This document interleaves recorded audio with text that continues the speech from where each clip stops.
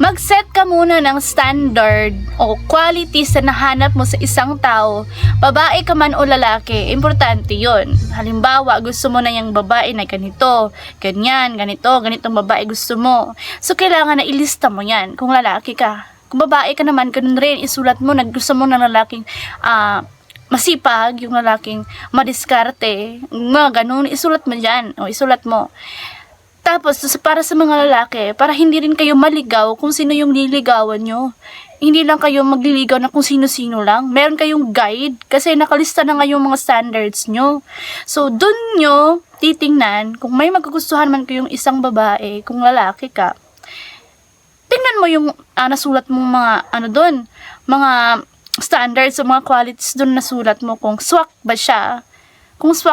Kung hindi, wag mo nang pansinin yun. Wag mo nang ligawan yun. Kasi wala naman siya dun sa standard mo. Kung ano yung nasa standard mo, yun yung sundin mo. Kasi, yun nga yun nga yung totoong gusto mo. Sinulat mo na nga kasi yun yung ideal girl mo. Kung babae ka, ideal man mo. So, kasi, para maiwasan nating masaktan. Kasi yung iba nga nagsisettle for less. Kaya nga kahit sino-sino na lang yung diniligawan. Ang babae naman, kung sino-sino na lang yung sinasagot.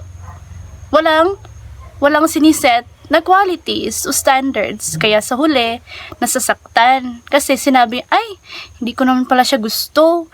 Hindi naman pala talaga siya yung gusto ko o yung type ko. So, dun na.